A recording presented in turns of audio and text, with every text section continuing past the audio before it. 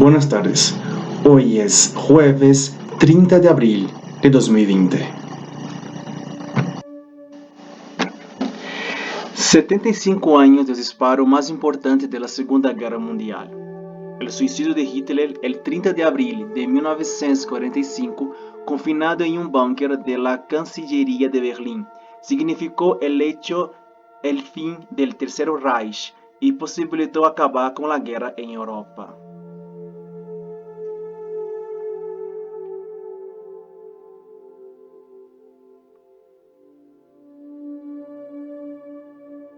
Nadie parece haber oído aquel 30 de abril de 1945, poco antes de las 4 de la tarde, el disparo más importante de la Segunda Guerra Mundial.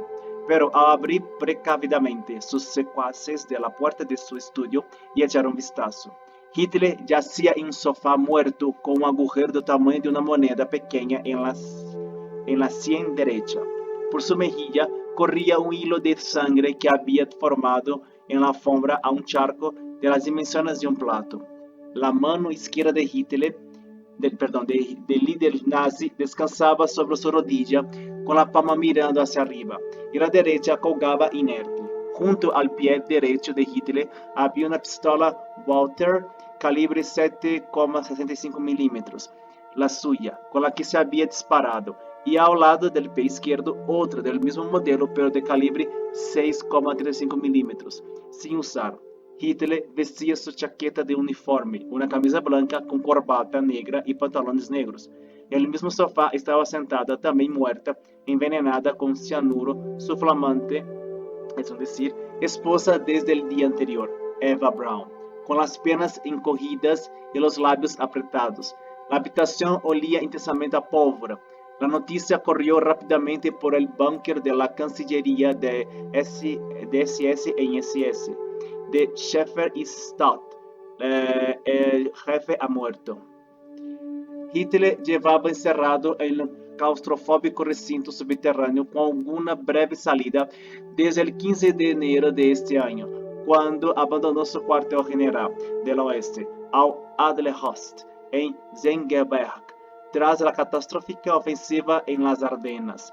El líder nazi había tomado entonces su tren personal para dirigirse a Berlín, que, como algún gracioso comentó, era más práctico para dirigir la guerra, pero pronto se podría viajar desde allí, tanto al frente occidental como al oriental, en metro. Hitler llegó de noche a su capital, con las cortinas bajadas, y se dirigió discretamente. No estaba al ambiente para baño de masas, en coche a la Cancillería de Reich.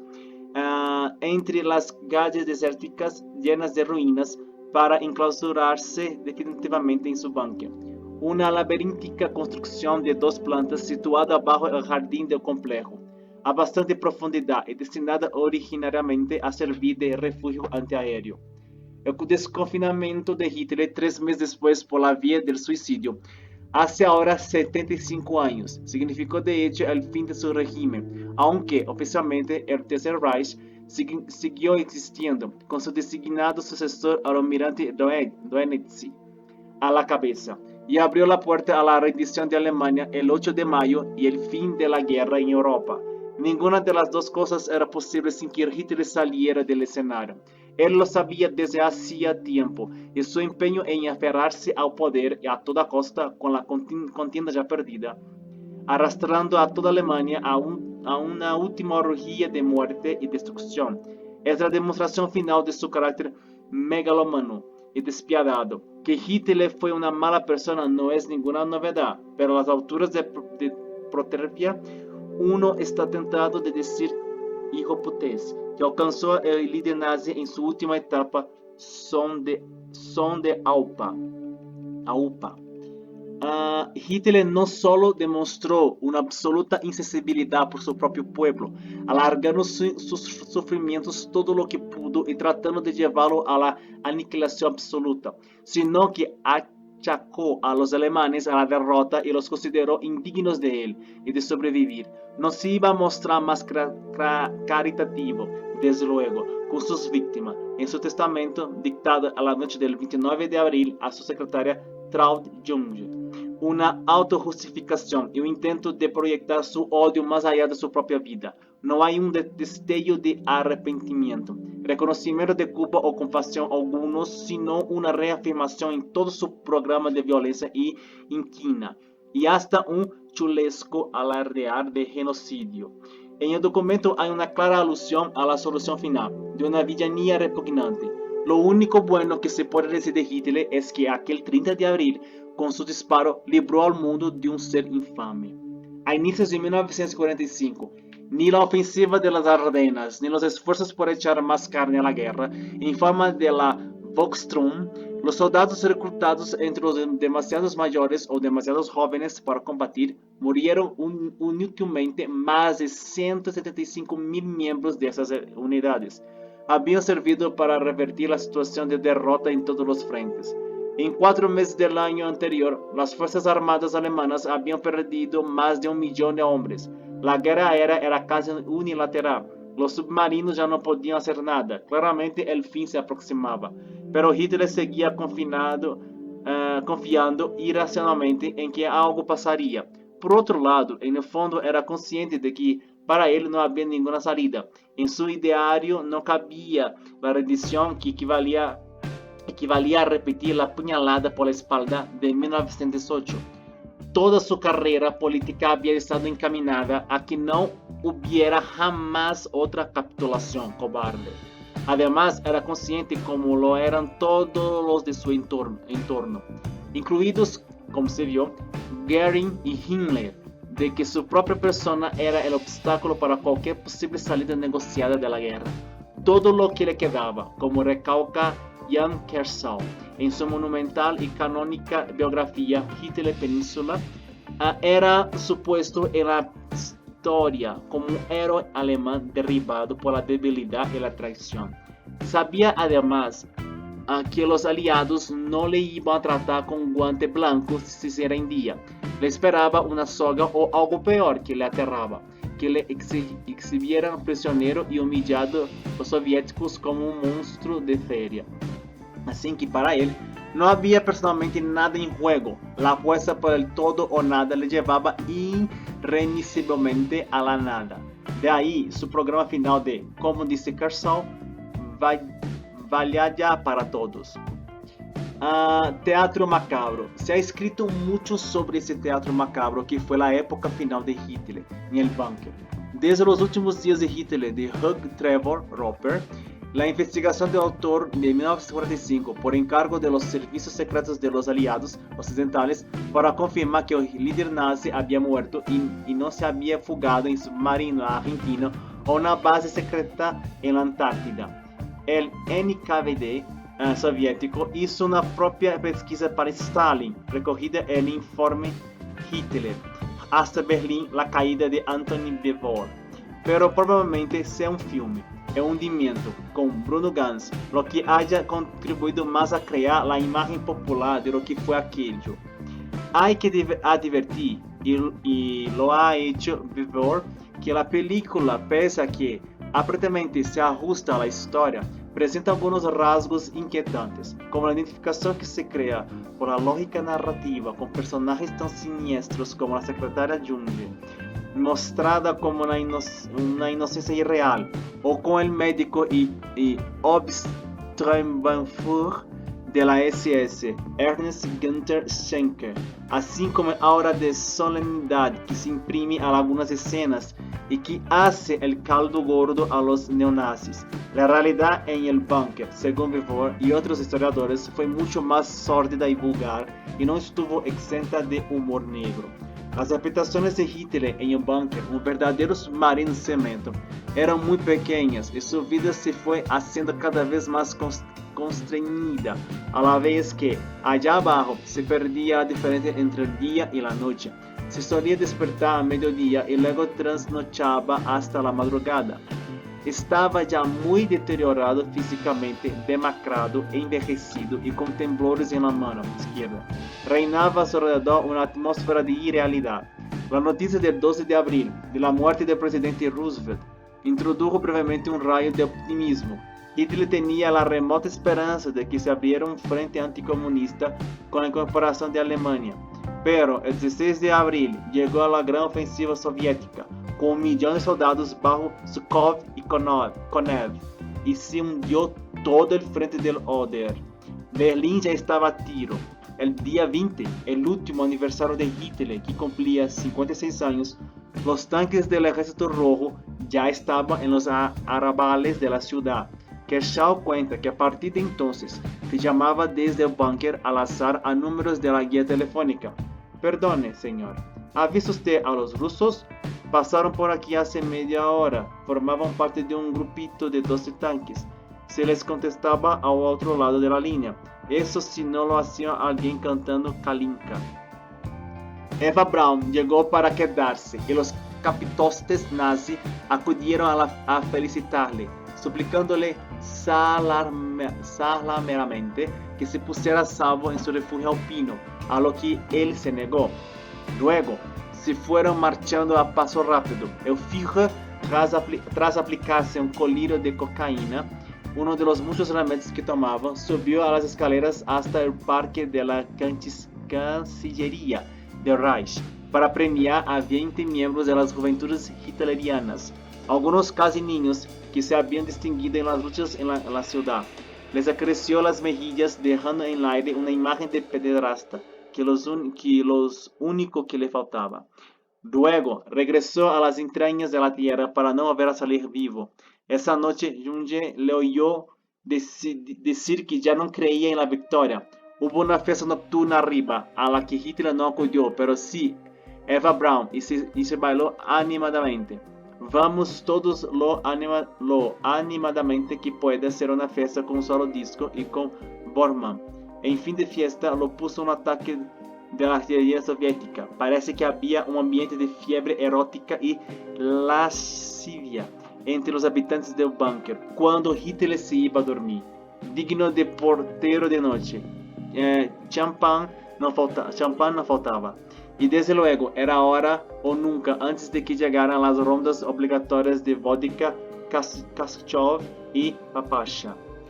Hitler parecía aproximarse a un punto de ruptura y era cada vez más imprevisible. Fanfaroneaba de que lucharía mientras tuviera un solo soldado a sus órdenes y luego se suicidaría.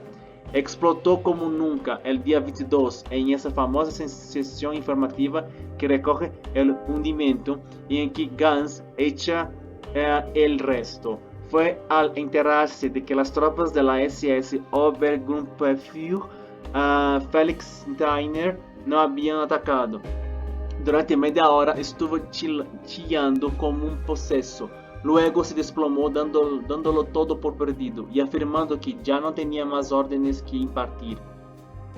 Lo que dejó estupefactos a los militares, pues que ¿quién iba a darlas sino Hitler?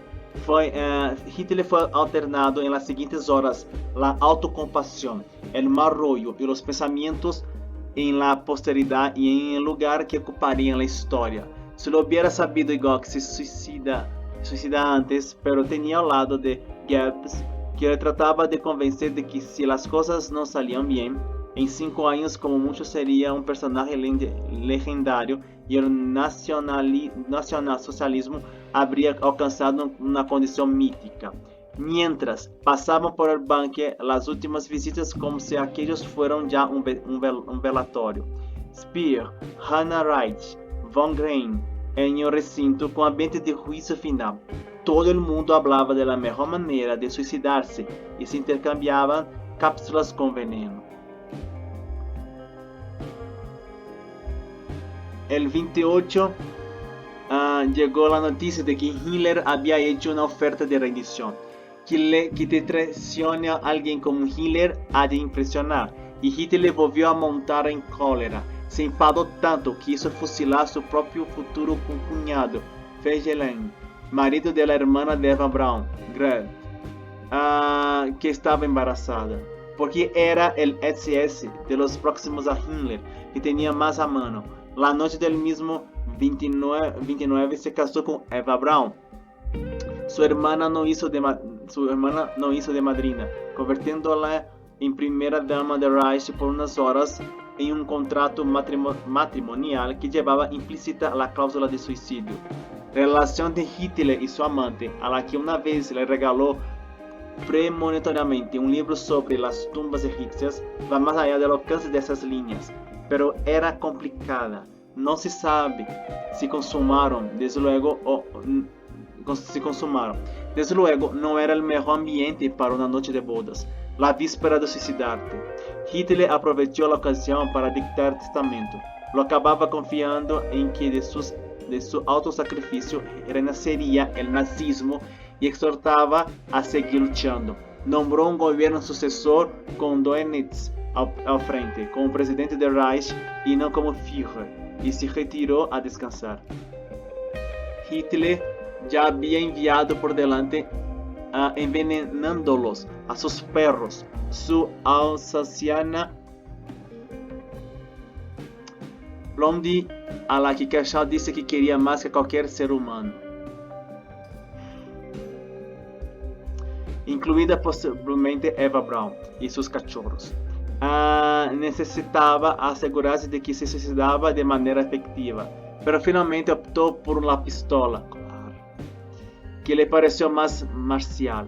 Los acontecimientos se precipitaban, el líder nazi tenía que decidirse de una vez antes que se le metieran los T-34 en la sala de estar. Lo planificó para la sobremesa del 30. Era fundamental hacer desaparecer su cadáver.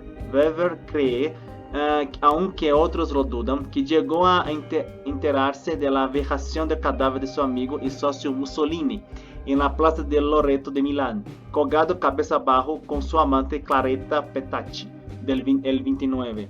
Para ello, encargó a su ayudante personal Otto Gunsch que los quemaran a él y a Eva Braun, que iba en el lote, para lo que se reclamó 200 litros de gasolina a su chofer, Erich Kempka.